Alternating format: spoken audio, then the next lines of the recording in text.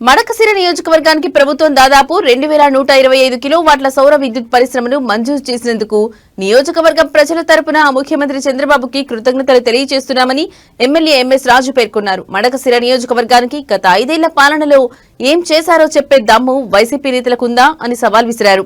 YCP 5 ఏళ్ల పాలనలో మడకశిరకు ఒరగబెట్టిందేమీ లేకపోగా కూటమి పాలనలో జరుగుతున్న అభివృద్ధిపై బురద చల్లడంపై తీవ్ర ఆగ్రహం వ్యక్తం చేశారు.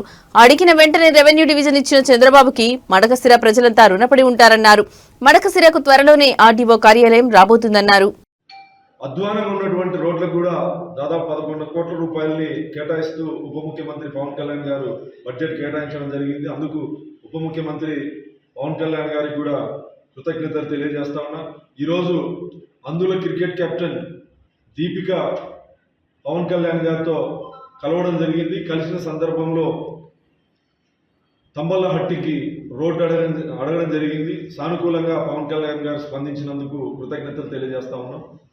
అన్ని రంగాల్లో మడకశిర నియోజకవర్గం అభివృద్ధి చెందుతూ ఉంటే కొంతమంది దుష్ప్రచారం చేసేటువంటి మడకశిర నియోజకవర్గానికి పోలీస్ సబ్ డివిజన్ అడిగిన వాళ్ళు లేరు, ఇస్తామని మాట ఇచ్చిన వాళ్ళు లేరు. ఒక పత్రికలో సబ్ డివిజన్ ఎప్పుడు ఇస్తారు హోంమంత్రి గారు అని చెప్పి హెడ్లైన్ పెట్టి రాయడం జరిగింది. అసలు ఎవరు అడిగారు sub division? Police sub division ఎవరు అడిగారు? పోలీస్ సబ్ డివిజన్తో ఎవరికి పని? మేము సర్కిల్ పోలీస్ స్టేషన్లు విభజించాము, అర్బన్ సర్కిల్ సిఐ పోస్టింగ్ ఇక్కడ వచ్చే విధంగా మేము కృషి చేశాము మా ప్రభుత్వంలో అని చెప్పి గొప్పలు రాసుకుంటా ఉన్నారు. 2 సర్కిల్గా మడకశిర డివిజన్ చేసి ఏ సర్కిల్ పోలీస్ స్టేషన్ని ఏ ప్రాంతంలో పెట్టారు? అర్బన్ పోలీస్ స్టేషన్లో ఎస్హెచ్ఓగా ఎస్ఐ గారు ఉండేవారు. ఎస్ఐ గారి ప్లేస్లో సిఐ గారు ఉన్నారు. అదనంగా ఒక సిఐ వచ్చారు. స్టేషన్ ఎస్ఐ లేరు.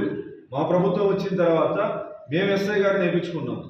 2 సర్కిల్ పోలీస్ స్టేషన్లు ఒకే కాంపౌండ్లో ఉన్నాయి. మీరు సాధించిందేంటి? ప్రజలకు అవసరమైన రెవెన్యూ డివిజన్ పుట్టిన ప్రతి ఒక్కరికి రెవెన్యూ సమస్యలు కావచ్చు, క్యాస్ట్ ఇన్కమ్ సర్టిఫికేట్లు కావచ్చు, రెవెన్యూ సేవలు ఏవైనా ఆర్డీఓ కార్యాలయము అవసరం ప్రతి ఒక్కరికి, రైతులకు కానీ ప్రజలకు కానీ. డిఎస్పీ స్థాయి కార్యాలయం ఇక్కడ అవసరము, ప్రజలు ఇబ్బంది పడుతూ ఉన్నారు అని చెప్పి రాసిన సాక్షిలో. ఎవరికి అవసరం అది? ఎవరికి అవసరము సబ్ డివిజన్? ఒకవేళ డిఎస్పీ స్థాయి అధికారి విచారణ చేయాల్సి వస్తే డిఎస్పీ గారు ఆ గ్రామంలో జరిగిన క్రైమ్ దగ్గరికి కానీ, అట్రాసిటీ కేసుకి సంబంధించి కానీ ఇతరత్ర ఏదైనా ఉంటే ప్రజలు డిఎస్పీ గారి దగ్గరికి పోవాల్సిన అవసరం లేదు. అధ్వానంగా ఉన్నటువంటి రోడ్లకు కూడా దాదాపు 11 కోట్ల రూపాయలని కేటాయిస్తూ ఉప ముఖ్యమంత్రి పవన్ కళ్యాణ్ గారు బడ్జెట్ కేటాయించడం జరిగింది. అందుకు ఉప ముఖ్యమంత్రి